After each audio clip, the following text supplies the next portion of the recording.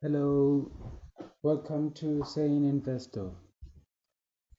We have just entered the market. We just entered the market, so let us go through with our market analysis. We'll use this candlestick right there.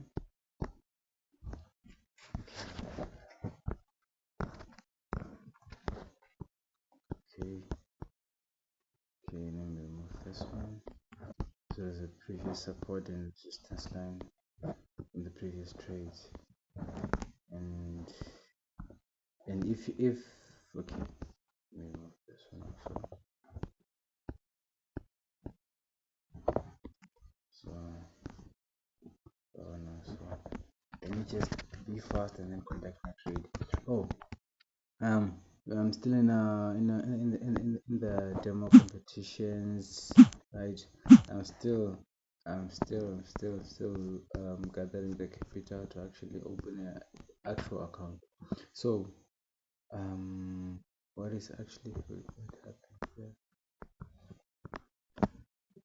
This is supposed to, yeah, nice. Yes. Okay. What was I saying? Oh yeah, I was saying that uh, um, I was saying that we are still gathering the funding to actually open another real account, but then afterwards we're actually going to open. But for now, we'll actually be doing this through the demo trader account. And okay, there's a swing point. There's another. So here, from what we can see, from the last we entered the market, right? It actually rose from this low of 20 2756 spot point up until 2785, right?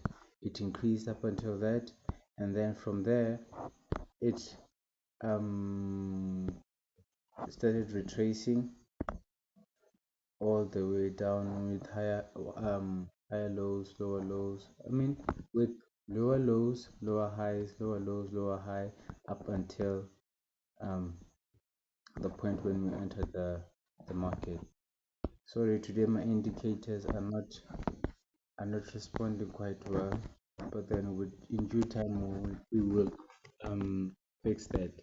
So now we have the base, what do you call that, the base support and resistance that is there. And let me just make this other one, right? So what this actually means for me is that if I am trading, right, I will place buy trades that will be leading towards the 2772 spot pot, right? So um, at this moment, the market actually indicates that it is bullish, right?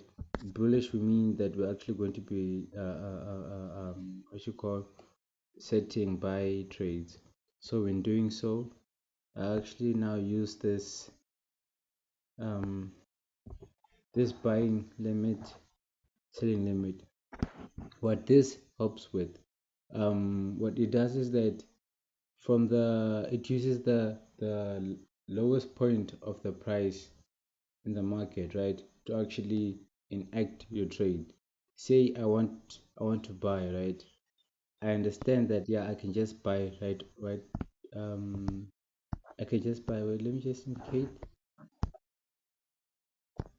I can just buy right at this point, right? But then at times when you set your trade, right, the market actually tries to correct itself off. The market actually tries to oppose your order and then actually starts going on a downtrend. So what the buy limit does is that when the market actually goes down a little bit, right, it will actually go down to a certain level, let's say this line, right? And then from that line, the buy order will be placed, right? The buy limit will be placed, and then as the market is now going on an impulsive move, right, you will actually be in profit. So that's how that's another trading strategy that I'm using nowadays. So okay, my volume is 0.01 due to the that we have. So I will use this point, the lowest, right, and then set my take profit to be right at the point where the market broke out, of which we're expecting $12, and then place the order, right. That the market will actually want to oppose. Say we had actually placed a buy order, right, it was going to oppose and we will now be in loss. But then with the buy limit, the market will somewhat try to approach, and then as soon as it approaches, then we will now be in profit going up and our trade will be placed, right. So let's just continuously monitor. We'll just be monitoring it as we will be going through the trading, going through our trades for today. What other thing is that, just as another safety precaution, I can set a buy here, right, and then I will say, okay, I'll put a stop loss of what of this point here, which should be $2, line 2758. But I'm not actually going to put a stop loss. I'm actually going to put an imaginary line whereby I will be monitoring the market, right. 2586 2758 spot point. So with this, I would actually be, what you call, oh no, change the color. Bear in mind that I'll be monitoring the market, because if you should put stop loss, it actually, I'm not advising that you don't put stop losses. No, this is just the way I trade. Because when I put a stop loss, I actually get charged more based on what you call those things, based on how I edit my trades.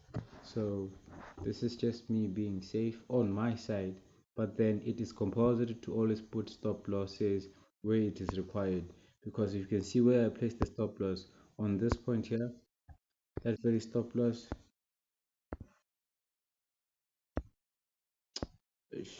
Yeah, that point there, right. That's where it actually broke out, and I hope that this very stop loss would then be my what do you call that, my new buy. Oh, problem, we cannot place more than one at a time, so we just have to leave it be and then watch the trades, monitor the markets as things goes. So for today, that is our trade for today.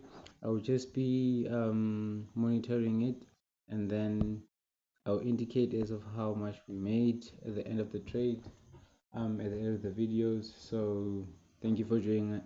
Thank you for joining us for today. Hey, thank you for joining us in today's trade.